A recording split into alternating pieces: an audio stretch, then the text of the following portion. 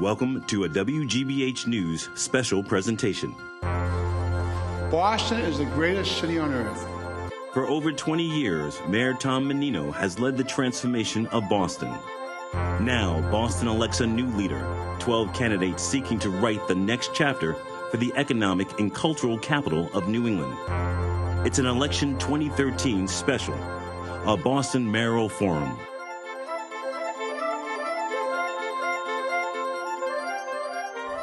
Good evening, I'm Emily Rooney. Welcome to our viewers on WGBH Channel 2 and our listeners on 89.7 FM WGBH Radio. All this week, we're hosting the 12 candidates running for mayor of Boston. Each night, I sit down with 3 candidates selected at random for a 1-hour discussion on the issues facing the city. Issues that affect not just residents, but millions of people across the region who come to our capital city for business, education, and entertainment. I'd like to welcome tonight's 3 candidates. Rob Consalvo. Since 2002, he served as the city councilor for District 5, which includes Hyde Park, Roslindale, and Mattapan, and he's a resident of Hyde Park. Michael Ross. Since 1999, he served as the city councilor for District 8, which includes the Back Bay, Beacon Hill, parts of Jamaica Plain. He resides in Mission Hill. David James Wyatt is a former Boston public school teacher who now works in the private sector. He is a resident of Roxbury. Welcome to each of you. Great to have you here for our first mayoral forum. Thank you. Glad to be here. I was thinking back when I started in local news in 1979 that we used to fill our newscasts every night with conflagrations. The neighborhoods all over the city were on fire. We used to call them baggers. We'd send crews to 2 baggers and 3 baggers, and it depended on how many alarms. Sometimes 15 minutes a night, local newscasts were fires. That doesn't happen anymore. And there was even a huge fire at the Copley Plaza Hotel. So these were serious, serious fires. To the point now where 90% of the calls that Boston Fire Department responds to are non-fire related. Is it time, and I'll start with you, Rob Consalvo, to start consolidating some of the remaining 34 fire stations? And is it also time for a comprehensive review of the fire department? There hasn't been one done, according to the Mass Municipal Association, since 1995. So I think for me, when I become mayor, every department's got to get a comprehensive review.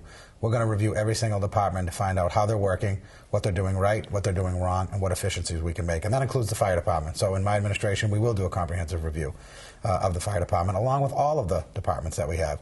I'm not so sure there's a need to close or consolidate fire stations. I think it would have to be a very strong case. Just because there's less fires due to more prevention, better codes, more education, and the work of the men and women of the fire department, I'm not so sure we would want to put our neighborhoods in a position to be less safe in the event of an emergency, and not to mention, now that we have to face the realities in our world regarding the issues of terrorism, we know what happened at the Marathon bombing, and when you look at where I live geographically, say southwest Boston and communities that are border communities, there are issues of mutual aid that our fire departments share with other cities and towns. So it's not a sort of a one-size-fits-all approach. I wouldn't be in favor of closing fire departments. It would have to be an incredibly strong case that proves... Not closing, consolidating. Well, consolidating them as well. I mean, I think we'll have to be looking at all sorts of other reforms, and including, as we talked about, reviewing the entire fire department to see what other cost-saving measures are there before we look at that. Mike, I want you to answer that question, but as you know, fire departments respond to all kinds of calls to the point where some neighborhood associations say it's a nuisance, it's cumbersome. You know, trucks are responding to, health problems and all kinds of code violations and that kind of thing, and they're in the way, they're in the middle of the streets, and they're not necessarily all emergency calls. Should the fire people also be required to be EMT? Should that be part of the training? They should know how to be an EMT, but no, they shouldn't go to every single call. This was a question that was asked of me as the public safety chair, and I had the courage to say that we don't need that. And, I'm concerned in this race. You have the fire department, who I have great respect for, but they're running $200,000 worth of ads for Marty Walsh. And I'm just not so sure that, Marty's going to be able to be objective if he should be elected when he's dealing with some of these real tough issues. When you just had the fire department say, put $200,000 into your campaign. I really don't. I question that. Does the fire department need a plan? Yes, it does. Do I think we need to shut down or consolidate No, I actually think we're going to, under my plan, we're going to grow our city. We're going to grow our city by tens of thousands, hundreds of thousands of units. And that's going to require probably more fire personnel, not less. But where they are and how they can be best deployed, of course we should look at that. We should always be looking at that. And we shouldn't be held to some sort of false set of beliefs because, either political pressure or because it's the way we've been doing it. I think we have the greatest first responders in the country. But it doesn't mean that we shouldn't from time to time look at how they're doing and be unafraid to make changes. David, Mike hits on a sensitive subject, which is the unions. The fire department budget, as best as I could calculate, because it's in a whole bunch of different categories, is about $175 million a year. But are parts of that untouchable? Is it something that no one wants to go after because it's a union and people are afraid, if we go after the fire department, maybe they won't respond to my call. Maybe if I vote against this, they won't save me. Does it make them untouchable in a sense? I've visited virtually 90% of the fire stations since becoming politically active in 2007 when I was on the ballot for city council at large. I've given speeches there. I've talked to the people there. I would come in as mayor and work within the framework of the departments, allow those people who are in charge of the departments show me what they're doing currently. As in the education department, I've been to the school committee meetings. I think I'm on the same page with them. I would also give the same latitude to the fire department. I was once in an accident, and there were some people who were expelled from a vehicle, and I happened to be the first person there. And they were alive, and I asked someone to call for help, and the first arrival was a fire truck. So I wouldn't necessarily rule out fire people as being first responders. Yeah, no, there's no question about that. I don't think anybody's saying that. The question is, do we need that many, and do we need them dispatched from as many places? I want to move on to a couple other issues here. Of course, it's been April already since the devastating marathon bombings, and even issues like this, we all tend to move on, and it's not that we forget, but other things come up, including this mayoral race. But I want to go back and just remember that day and the weeks and months that followed it. And starting with you, Mike, are we at the point where we really need to have more security cameras? Should they be at every intersection? What are we talking about here? Are we concerned about people's privacy? Would that in any way, shape, or form have prevented what happened? Because as we know, it kind of helped us discover who did it and what happened, but would it have been preventative? And for that reason, should we measure how many security cameras we put in place, taking into consideration people's privacy? Yeah, I mean, I can't say if we could have done something with cameras that would have had a difference, but I know that that balance, that crucial balance of our freedoms and protecting those freedoms is always in play. I represent the heart of where the attacks occurred. I spent weeks working with area businesses and residents to bring them back. And so, this was something that I spent a lot of time thinking about. So I'm okay with increasing cameras. I'm okay increasing technology. And as a matter of fact, I really do believe that, we have to really create better technology in our police department. There needs to be, human error will always exist. We saw it in that horrible Amy Lord case, where we actually had the guy, and it slipped through the cracks. But we have to do everything we can using technology to prevent human error from allowing things to slip through the cracks and allow someone to be the victim of a crime. I want to get both of them on the security cameras first, but since you brought up the Amy Lord case, you have felt from the beginning that the Boston Police Department fell down on that case, that Amy Lord might very well be alive had Edwin Alamany been pursued by the Boston Police Department the first time. Many times he was in their crosshairs, but including one in particular where he robbed somebody and they had his wallet and turned in his wallet. This was the guy who robbed me. What more should be done in that case? Well, that occurred in Mission Hill, so I was well aware of it. And, I speak to the captain over there frequently, John Davin, who does a great job. But we had the guy. We had him. And there needs to be a system, a detective management system that is used, that works. And there has to be a general embrace for technology for our entire department. We were one of the last police departments to have technology in the car.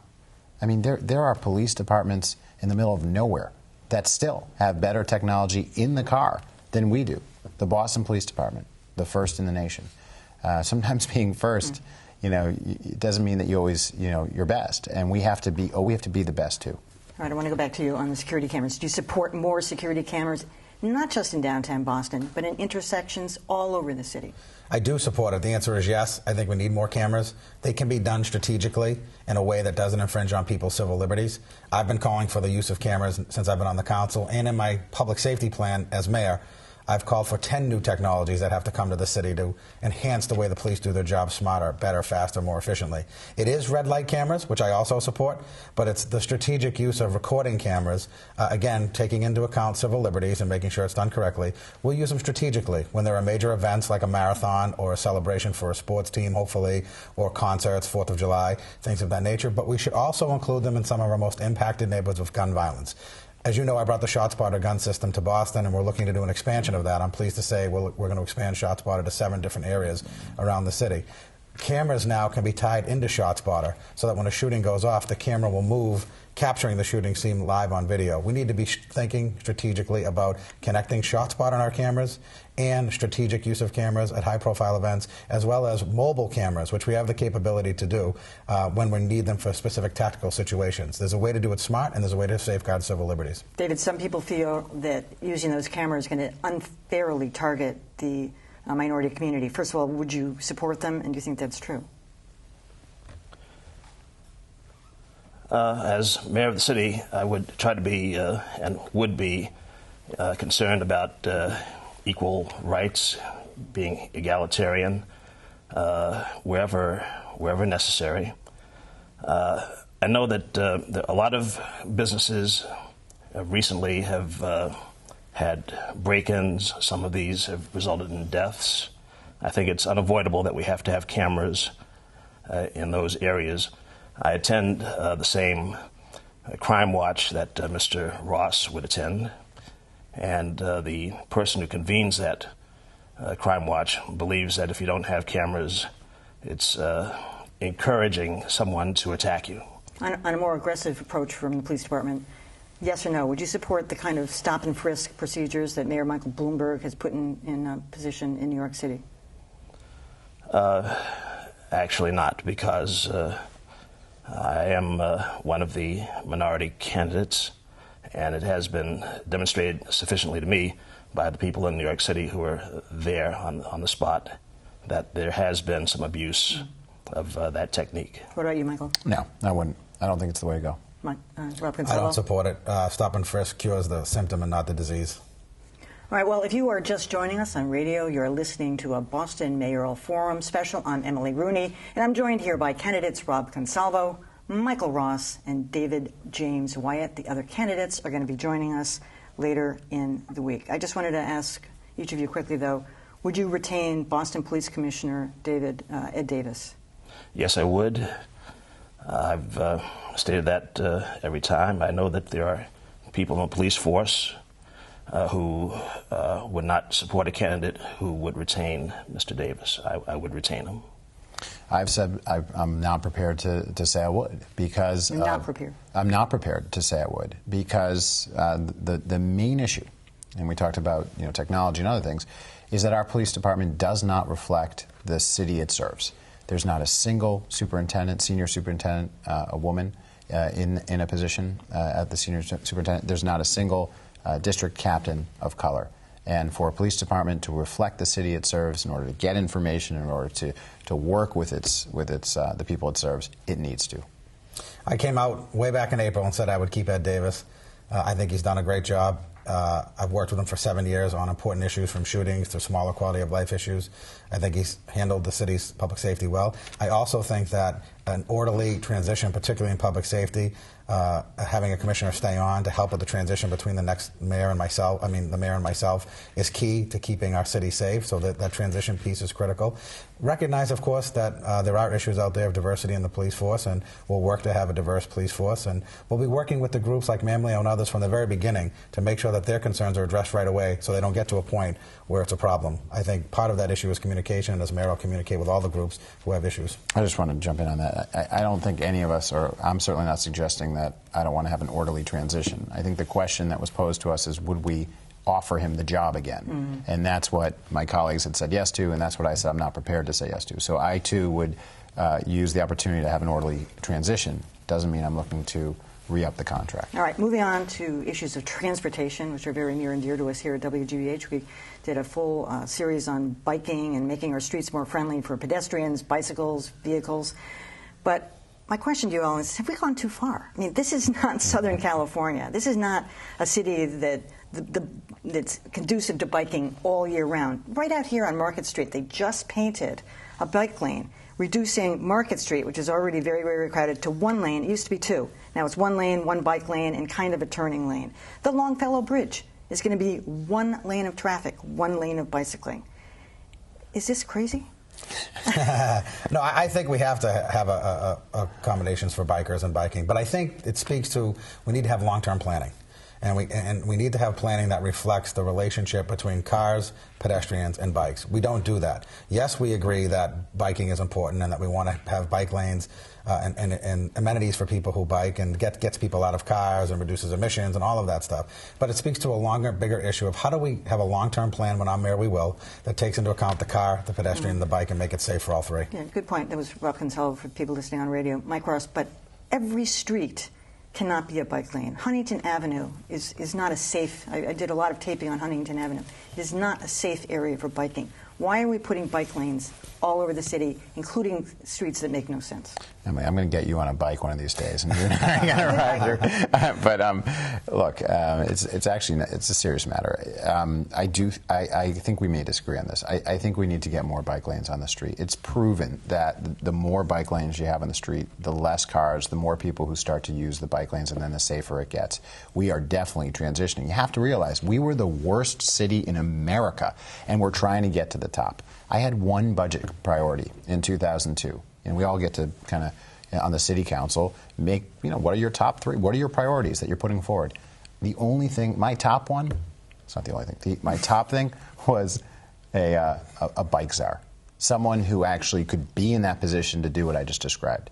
And it got filled. Which we now have. And we're seeing the difference. We're definitely going through a transition, but we'll get there. And we'll get you on a bike. David, have you ever ridden a hubway? No, not recently. Ever?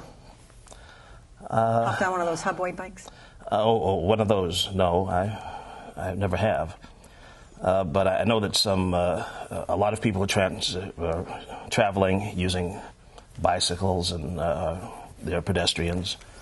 A lot of important people, and one of them, a federal judge, was bicycling and he was hit by a car, and that was very unfortunate. Mm-hmm. We have to accommodate bicycles, bike paths, pedestrians, and we have to drive more safely to do this. And increasingly, as the city becomes greener, I think it's an issue of being green and to reduce carbon emissions. Have either of you hopped on a hubway, by the way? Yeah. You have you? Of course he has. I have not. I will hope to do it sometime, but I do have children 10, 9, and 3, and we do ride bikes regularly. All right, Mike Ross.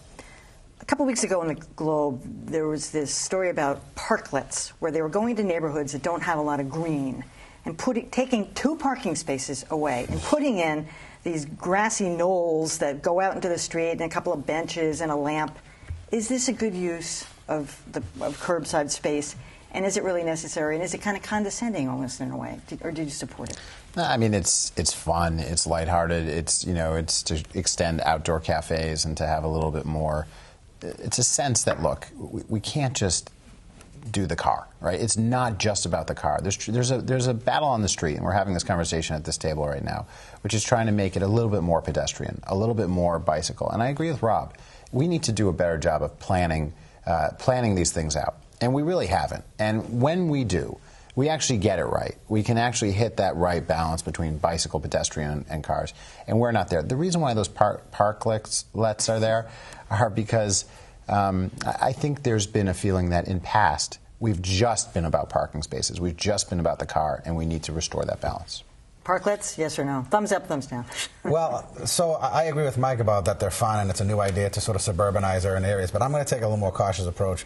I have concerns about when we eliminate parking, what the realities of that are. When you come out to neighborhoods that people have multiple cars and people need curbside space for parking. So I think we need a one-size-fits-all approach won't work for that. I think it gets back to planning, but we also have to be realistic. When you go to community meetings and listen to neighborhood residents and neighborhood association speaks, parking always come up. They don't want less, they want more. So we need to take that into account. All right, yes or no, starting with you, David. Would you vote to reopen the South Boston Bypass Road, which is now used for commercial vehicle only, but it's a great cut through from South Boston right into the downtown. Right now you can't use it. Only people loading their trucks and that kind of thing. There's a movement afoot to possibly open it. Would you support that? Well, definitely yes. It's part of my employment to be a courier, and I'm authorized to use that road. And I think it's open to a everyone. Wonderful way, yes. Michael? Yeah, I mean, I think it's an outmoded policy that needs to be looked at again. Rob? Sure, I'd be open to it. Rob, you also have another interesting idea about, and for people thinking I'm making light of it, I'm not at all if they haven't heard of this idea, but rubber sidewalks and illuminating, we're going to put some pictures up in a minute, rubber sidewalks and illuminated crosswalks, which is something that happens when you step into a crosswalk. It illuminates from the bottom. And in dangerous intersections, dark intersections. How would that work, and how would you pay for it? So it's two great, what I call low-tech, high-tech ideas. Illuminated crosswalks are very inexpensive. We would have a plan to identify the most dangerous intersections, most heavily pedestrian trafficked intersections around the city. The idea is that not only does it show a pedestrian at night, but the lights are also visible during the day, and actually has been proven to slow cars down as they approach the crosswalk because they see the light. So it's traffic calming, safety for pedestrians. Rubber sidewalks are more expensive. They're rubber panels that are dyed the same color as sidewalks that interlock around trees, and what it does is it prevents the roots from pushing the sidewalk panels up because the trees are in search of water. And so they're more expensive because they have to be shipped from the only company that makes them out in California, but they pay for themselves over time because we reduce the capital cost to go out and jackhammer out sidewalks and then re-pour cement over them, only to come back 2 years later and jackhammer out the same sidewalk. So we would pay for both of those out of our capital budget, and what I like about our capital budget is it's long-term planning. We can identify over time how we responsibly pay for capital items such as crosswalks, illuminated crosswalks, and rubber sidewalks. Would you back those two ideas, Mike Ross? I think they're great ideas. Rob has been bringing these ideas to the council for many years, and I think, but I do think that the next mayor of the city is going to have to really take on some big issues, and we have to really think about the growth of our city. We have to think about the number of people that want to come here, that need housing, that need to live here. We have to look at our schools. That was going to be my next question. I'm going right for it, and you're going to get to answer it because, as you knew today, Boston Mayor Tom Menino announced a goal to build 30,000 units of housing by 2020. He released a blueprint on how to do that today. He said he wants 30,000 new units, 5,000 of those would be set aside for middle-income families. Colleges would build on campus in order to house another 10,000 students. Wants to do this, as I said, by 2020. Is it enough, and would you endorse his plan? Yeah, I mean, we're unveiling our housing plan. We've talked about a massive increase in housing. We need to. I live next to those colleges. And the reality is they haven't been building enough housing. But we haven't been permitting enough housing in the city. The one-by-one project way of permitting has to go. It has to go. You need to be able to do what we did in the Fenway. The Fenway was gas station, parking lot, fast food, restaurant 10 years ago. We got together, we rezoned the whole area, and we zoned it at a rate where developers wanted to come in and build and create housing and create restaurants and create the Fenway Community Health. And we also did it next to, thinking about transportation infrastructure. Yawkey Station is also opening up simultaneously with the developments occurring there. That's what we have to do across the city. We can no longer think about one building at a time, every building going to the Zoning Board of Appeals, where you have to call up the elected officials, you have to curry favor, and it drives the cost up high, and that's it's part unfair. of the mayor's plan. He wants 3,600 units approved right away, none of this one-by-one stuff. David, would you support the mayor's plan also? Currently, I don't know enough about it. I would not support the part that is about affordable housing. I think the part where 1/3 of a person's income would go to housing, I think that it would be better if it were 25%. I didn't see anything there for poor people, new housing for poor people. My feeling is that what would help in this area a great deal, along with the fact that people in neighborhoods be brought into the discussion early on, and that what happens in the city in terms of development not take place unilaterally through the City Hall, through the mayor and the head of the BRA, would be for rental housing to be a large piece of the construction that takes place in the city in the near future. I would hope that even that the City Council would readdress the issue of rent control in order to not only create rental housing, but to keep the cost of it low for people in transition. Rob Consalvo, would you support the mayor's plan? So I do support the mayor's plan, and I think the next mayor, me or whoever it is, should support this plan and even more in terms of how we address housing in our city. It has to be about affordable housing, continuing to give opportunity for folks who need it. That means supporting the idea of increasing the linkage formula that goes to the Neighborhood Housing Trust to give more revenue. I sit on the trust as a trustee of the Neighborhood Housing Trust, and I chair the Housing Committee. So we want more revenue in the trust, which allows us to build affordable housing all over the city. It's taking advantage, exactly like Mike said, about building along our rail lines. 4 new stops being built along the Fairmount line is going to produce tremendous opportunity for mixed-use housing and TOD and kind of retail mixed-use housing along those rail stops. And it's also, we need to talk about a segment of the folks that often don't get mentioned, and that's those that don't fall below 80% of area median income, but those who aren't above 120, which is market rate to high end. There's a large group of middle-class folks in this section that need our help and our attention. And as mayor, we're going to focus on programs that give developers incentives to build single families and 2-family homes for those folks. You have said, Rob Consalvo, that you think that the disease in the Boston Redevelopment Authority is transparency. And on that point, as you know, the city has a sweetheart deal with the Red Sox, which is Yawkey Way is closed every game day, and they pay really a very nominal fee to the city for this privilege of taking over that street and making a lot of money while they're at it, because they're selling all that stuff that is all Red Sox kitsch and the food and everything, which they all get a big chunk of. Would you change that, or do you think it's worth it because it's a goodwill effort on the part of the city, and this whole city gets to enjoy it? Well, I think, as I said at the beginning of the show, every agency gets a review, and their policies get a review. That includes the BRA. And so I have a more moderate approach where some candidates want to dismantle the BRA or move planning from take planning out of the BRA and move it to a different floor. I've never understood how, if you move the planning department from the 9th floor to the 7th floor, you've solved the problem, because it's still in City Hall. And so for me, it starts at the top. The next mayor is going to get to pick a new BRA director. The new BRA director will come in and take over the BRA and make the real reforms and open up the doors and walls of the BRA and bring in transparency, because leadership starts at the top. And as mayor, I'm going to be looking for the best BRA director. It won't just be a local search. It will be a nationwide or even worldwide search to bring in an innovative planner, someone who understands that planning has to happen before we develop, but at the same time understands the issues that drive Boston's economy and our downtown. That includes, by the way, our green economy and what that means. And it also includes, I said I wouldn't pick a BRA director that didn't have experience in climate change, because the greatest threat to our downtown development is the issues of climate change and Superstorm Sandy. So we have the opportunity, a historic opportunity, to pick probably the most innovative BRA director that we can have. And this is the opportunity to have the leadership start at the top in terms of making sure the BRA is more transparent, making sure the processes are more fluent for people so they know what's going on, predictable, and that the neighborhoods of our city and the residents have a say and a seat at the table in that process. Mike Ross, you said there's 3 things you would change in BRA, but going back to the Red Sox issue for a minute, do you think that deal is too sweet for the city? The reason why that deal exists is because, if you remember, we were asking Fenway to build the Red Sox to remain in place. And part of that deal was, if you remain in place, you can use Yawkey Way. Now, that should have been vetted through the public, and it wasn't. It was a deal that was hammered out behind closed doors in the BRA. And I've been openly critical about that. And, you know, obviously I disagree with the mayor and the current BRA director on that. The way I'd approach the BRA is there would be three major changes. Plan first, build second, remove affordable housing from them and give it to the Department of Neighborhood Development, and have a more global view of the world. You know, I agree with Rob.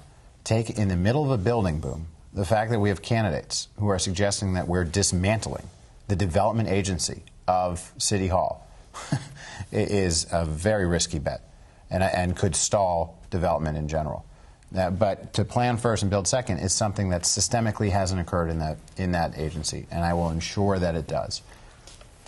All right, if you're listening and you just joined us on radio, you're listening to a Boston Mayoral Forum special. I'm Emily Rooney, and I'm joined here by candidates Rob Consalvo, Michael Ross, and David James Wyatt. The other candidates are going to be joining us later in the week. All right, now I'm going to a round that I've dubbed the nuisance round, which are issues that kind of grind away at daily life inside the city. Mike knows them well, and they're peculiar to different neighborhoods. They really are. Each one has different ones. I'm just going to kind of mix this up a little bit.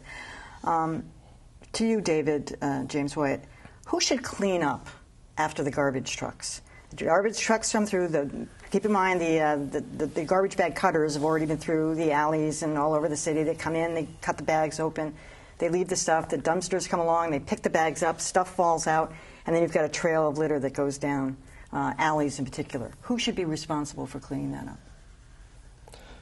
If I were mayor, I would have the garbage companies, the several that there are, do that. Go back and get it. Yes, and I would see to it that they were compensated for that. Should garbage bag cutters be fined, Mike? Should garbage get if we can find them, I suppose. Well, they're there. They were there this morning. You know, I think one of the things I've been spending some time with is actually, right before this mayor's race, we started having a conversation about how to do a better job of picking up in the alleys. One of the things I'm proud of is that I created, recycling for large apartment buildings above the number of 6. So we changed the way we were doing something. So I'm not afraid to do that. My favorite question, Emily, is who does this better than us and how can we learn from them? I know somewhere in the world there is someone who's nailed this problem. We'll find them. We'll learn from them. Well, European cities have, That's right. for the most part, nailed this, Rob. I mean, what are we going to do? The fact of the matter is that our downtown, which is the premier tourist area, Newbury, Dartmouth, Boylston Street, Commonwealth, are littered. They're dirty. People drop their cigarette butts. They drop their coffee cups. But they don't have this concern the way European cities have, and the fact that some storefront owners are fantastic. I see it every day.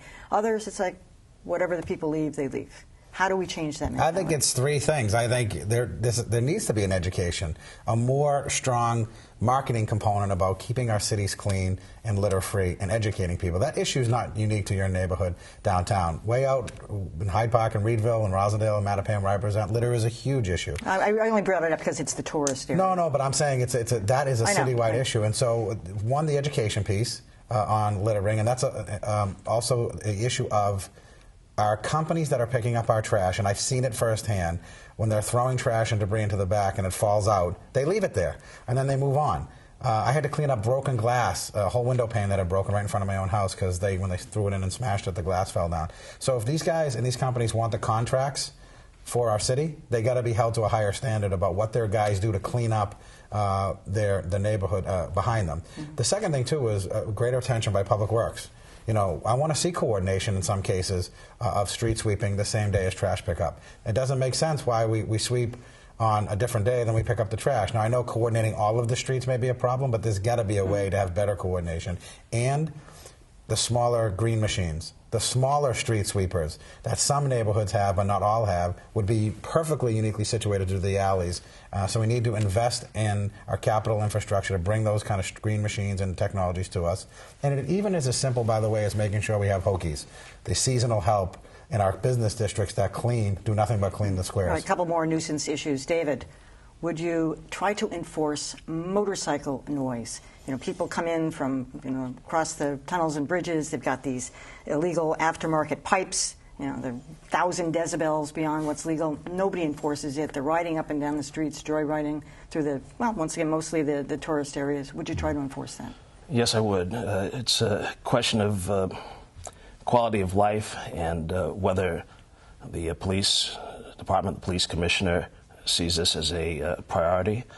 I know in my part of the city, sometimes loud noise is not seen as a priority, and you can wait, and then you're told that it was not a priority of the police to come to deal with that. Also, along with eliminating loud noise, I think that it's necessary, it's possible that the tinted glass that we have in cars is causing problems and accidents. I thought there was an ordinance against that, and we need to have the police department address that. More and more people are tinting there. Michael Ross, what policy would you take towards panhandlers? Towards panhandlers. I mean, the real goal is curing kind of the symptoms, because you're always going to have people heading out there. And then, we have to, I think good uses chase out bad uses. So when you have places that are, lend themselves to be corners or areas that are kind of out of the public view, that becomes a lot of the problem. So, I've had a lot of experience working on the Boston Common and trying to make that a better place. That was a place that was habitually overridden by drug sales and drug users and panhandlers, and people didn't feel safe there. They felt unsafe, and we put good uses in. I asked that question again: who's doing this better than any of us, and how can we learn? And we went to New York and brought back ideas, and one of the things that we did is we brought a great little concession stand in the middle of the Boston Common. It's really a little sandwich shop, Earl of Sandwich, exactly. And the bad uses have been driven out. Mm-hmm. The people who used to drug in there and sleep in there and hang out in there, they've moved on. And when you displace people, it actually reduces. It doesn't just move it. It actually reduces some of that displacement by the fact that you are moving it. We have to do that really everywhere. All right, Rob, one more public nuisance. WGBH did an unscientific survey of all the public facilities, all the public bathrooms. We went to 8 or 10 of them, of all of them. Most of them were not working. We followed back through who was responsible for that. There's this advertising system where the people who put those units up, mm-hmm. those self-cleaning things, they don't self-clean. Half of them don't have the proper facilities inside of them. How are we going to get a handle on this? We can't have public, working public facilities for tourists and other people in our downtown area. We've got to hold the companies accountable that are contracted to do it. We know we're getting a lot of revenue. That's the deal. They get to they get revenue, the city gets revenue, and the bathrooms don't work. So as part of our contracting, when we put out the bid to solicit RFPs for that, we have to make it crystal clear that they have to work, they have to be clean, and they have to be checked regularly. All right, on to an important issue, which has really been kind of the backbone of the mayoral campaign so far, which is education. Rob Consalvo, you have said that citizens and leaders have to stop demonizing and insulting teachers. Give me an example of where you feel that's happened. Well, I think this whole debate between lifting the cap on charter schools and whether or not you support the charterization of our Boston public schools is really the issue of where this stems from. And what it is it's the corporate ed reform movement. Outside interest groups who want to take over our Boston public schools. And I think that's unacceptable. I'm a parent of 2 children in the Boston public schools, so the issue is personal for me. And so I think that the issue of corporate ed reform, which comes in and is attacking our teachers as being part of the problem, is attacking the union, which isn't going anywhere and needs to have a seat at the table to be part of the discussion, which brings dangerous ideas, I think, in the way that's going to privatize our school system and have it run like a corporation. What would be wrong with that, privatization? Well, I think that I don't think it's the right thing to do. I think that it's public for a reason. They're the Boston public schools. And so I think there's candidates in this race. I've been criticized by Councilor Conley for voting for a school department budget, a school department contract that funded our public schools last year. And I did support that because that's funding our kids' future education. What I don't support is corporate ed reform coming in, taking advantage of outside money that who knows where's it from to push another agenda that may not be the right fit for the city of Boston, without parental support, without teacher input, without educators' input. It's the wrong thing to do. John shouldn't support it. None of us should support it. Would you support it, Mike? Because some people are saying the corporations might be able to run it more efficiently, might have leftover money, might be able to rearrange the system with the charter schools? Why not give it a shot? Yeah, I mean, look, we don't, because some cities might need that. Perhaps Boston certainly is not one of them. Boston is the city that invented public education in America. But this entire debate has been, I think, a false one, in that there seems to be a conversation in this mayoral debate that you are either supporting charter schools, lifting the cap of charter schools, or you are against ed reform. And I actually take a different tact on this. I don't think we need to right now lift the charter cap, but I do think we should learn from charter schools. That's what charter schools are there for. They're a laboratory. We have 25 charter schools in our city. We should take those things that we know work and bring them to our Boston public schools so it improves education for all of our kids, like a longer school day. That's where that came from. And the fact that that wasn't able to get done was a lost opportunity for our city, for our administration, for the union, and most importantly, for our kids. That does need to get done. But there are other reforms that we can learn from charter schools. But to simply say, we want to now go, 50% charter, 60, 70% charter? What's your exit strategy for that? I mean, starting over is always easier, but it's not a quick fix, right? Sometimes it's just you say, well, let's just start over. We're going to be left with the same challenges. Charter schools are still trying to figure out, how do we get our kids through college? Charter schools are trying, and the reality is with charter schools is that they're not enrolling special ed kids. And until charter schools, the same numbers, until charter schools enroll the same number of special ed kids, why would I support going halfway charter? David, some people say, well, the whole problem now stems from the fact that we no longer have an elected school board that is appointed. And if we went back to the old system, which we dumped in the late 80s, I believe it was, we would be much better off. Would you support going back to an elected school board system, which might be addressing, because that would be what Michael Ross was just saying, might represent the will of the people, but right now it's the will of the people who are appointed at the whim of the mayor? I would support a return to the elected school committee. I advocated for that, putting flyers on vehicles at my own expense back when the issue was on the ballot in 1996. I'm still in favor of that. However, the situation right now is that it's appointed. We have an interim school committee superintendent, school superintendent. And I'm committed to working within the framework of what he has designed for this year. I attended the last school committee meeting. I've seen what they're doing. I've heard the deputy superintendents. And it's easy to,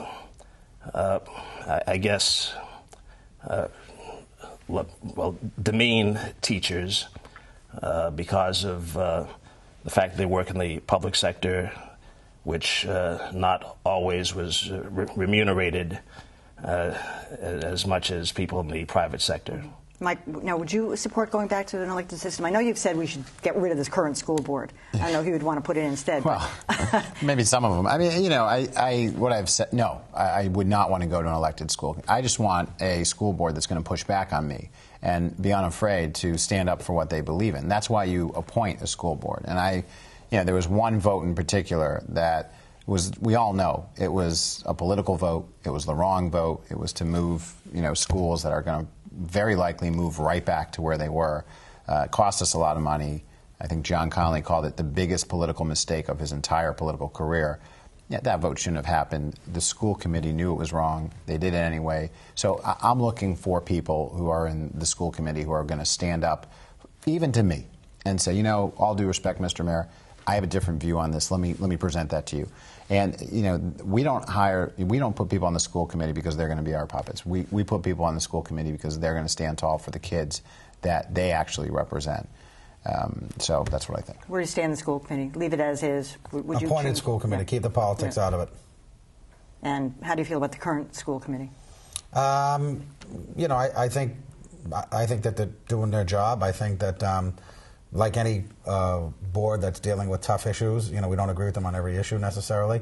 But particularly like the budget, for example, when they vote on their budget, they send that to the city council, and we make a lot of changes to that before we send it to the mayor for his signature. So my dad actually served as executive secretary of the school committee back in the Flynn administration, and he would tell me the horror stories of the politics that got in the way of the right decisions for kids. So I don't think we should go back to that. Emily, can I just jump in? On this one question where you got an elected, appointed answer like this, there are actually people in this race that wouldn't give that answer. In fact, the chair of the Education Committee, John Conley, refused to get nailed down on this very issue. I'll try to nail him down later in the week. Yeah, I'll get back to you. Yeah, thank you. All right, if you're just joining us on radio, you're listening to a Boston Mayoral Forum special. I'm Emily Rooney, and I'm joined here by candidates Rob Consalvo, Michael Ross, and David James Wyatt. The other candidates are going to be joining us later in the week.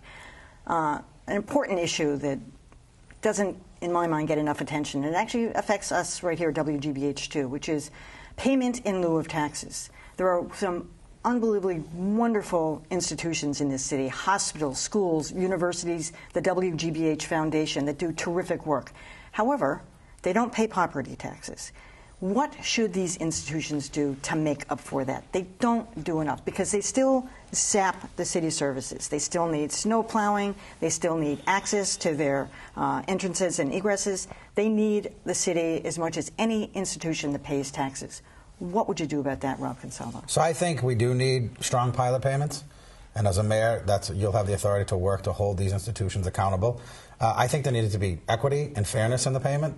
You have some institutions that pay a huge amount and are doing the right thing, and you have others that pay hardly any, if not zero. Some zero. So there needs to be equity. That's the mayor's job to hold that accountable and negotiate that.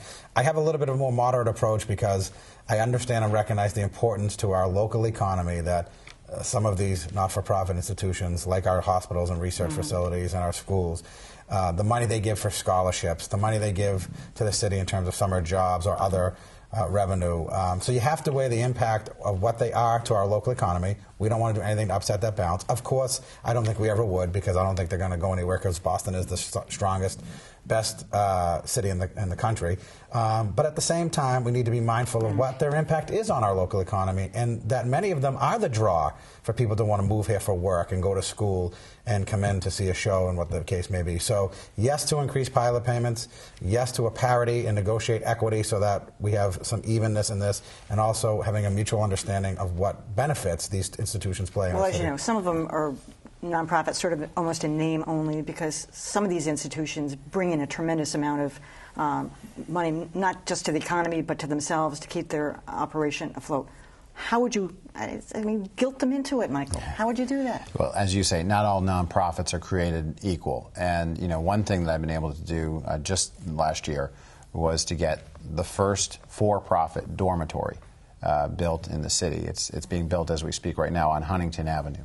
And so that dorm that will be exclusively the use of Northeastern will throw off a $1.5 million payment in lieu of tax, more than Northeastern pays for all of their payment in lieu of taxes, that one dormitory. So I believe once there are one, there will be many. And we'll be able to move tax policy to catch up with that. I believe that all dorms, in a very, very relatively short period of time, will be able to pay taxes. But I would also take a page from the book from Newton. Newton's Mayor Seti Warren recently negotiated with Boston College to make sure that every single one of his schools has some connection to that school, to that college, for mentorship and for teaching aids. And these are partnerships that we really need. Why not go with the strength of the nonprofit and create, art classes from art museums and, school help from colleges, from kids, and et cetera. And I think that we can do that. One of the things my education plan has is to partner with a college to do a free year for the associate's degree or a free year for 4 years. So you actually get one of your years in the high school. It's covered. And then you, instead of your family having to pay 4 years, you have to pay 3 years. Or with an associate's degree, just 1 year. We could negotiate those types of agreements with colleges and universities so that all of our kids in high school have an opportunity to get that. So it's not just about our money, it's about services as well. That's right. Moving on to some things in kind of a miscellaneous category, David Wyatt, we've talked about casinos to death, largely about who should vote, whether just East Boston or the city, the towns contiguous to that, or the entire city of Boston. But I'm more interested in the bigger issue here, which is when you really start looking at some of the casino operations around us. There was just a report out of Maine about how badly the slots were doing. Twin Rivers has been borrowing money from the state now for years and years and years. They're virtual bankrupt.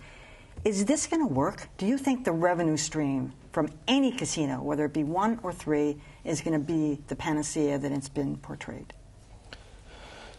I can only hope so, but I don't know, because I've never gambled actually at a casino. I've visited one, and I visited the city of Reno.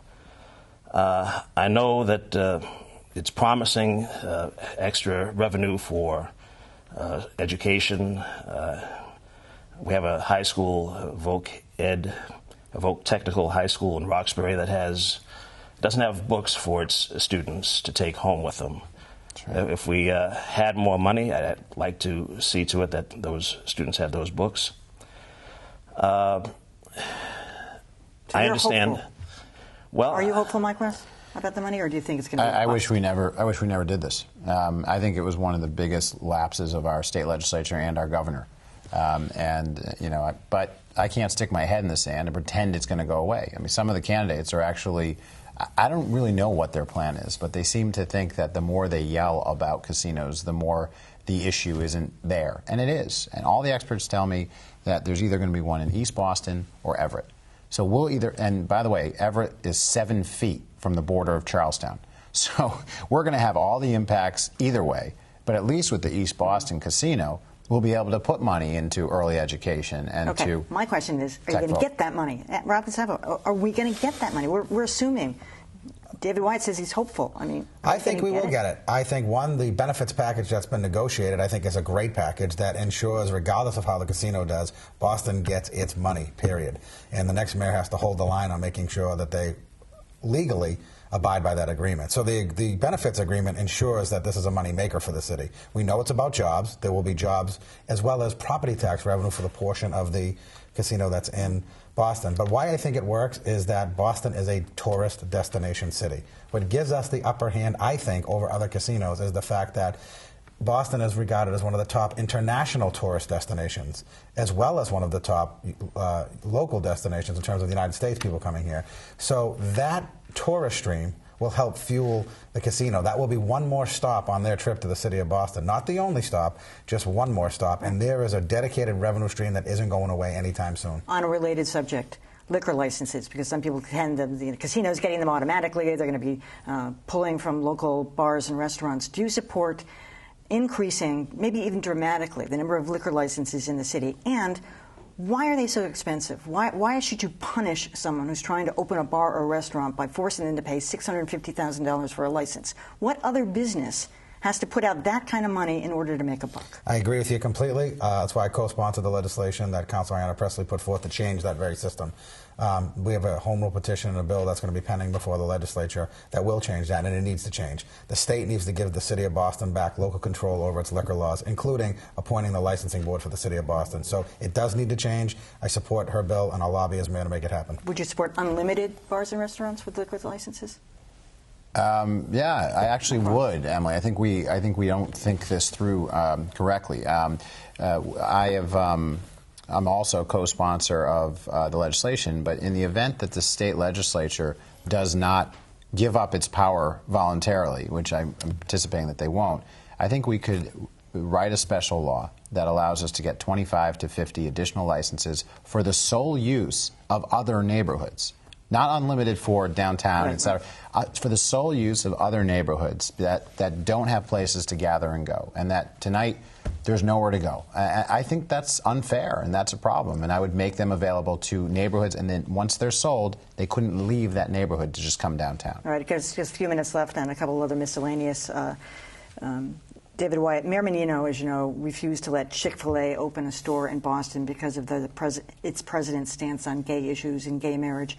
Should a business be denied the opportunity to open here based on ideology? Would you have let that store open here? I would have allowed the store to open, but only because I share the views of the owner of Chick-fil-A.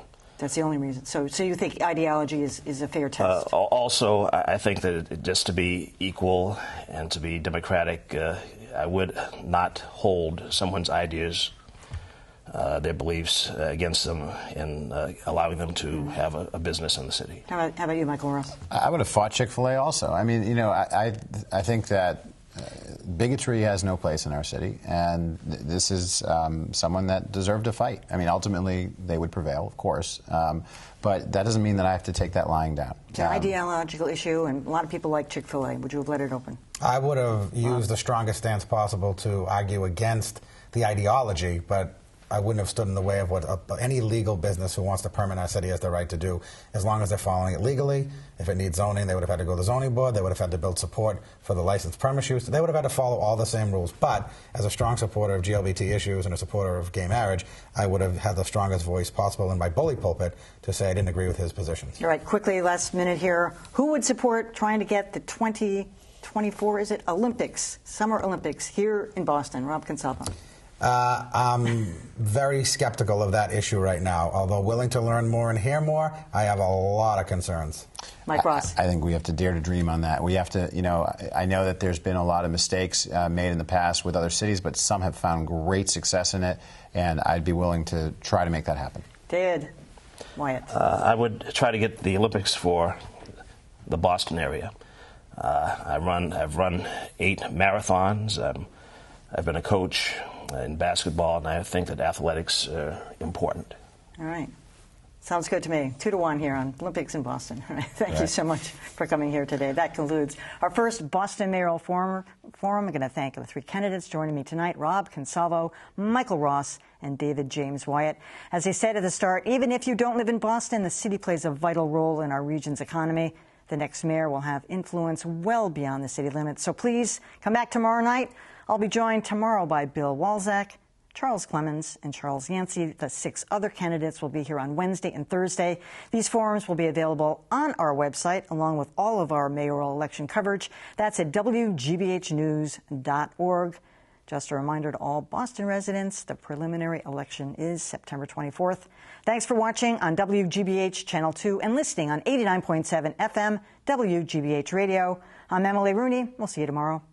Good night.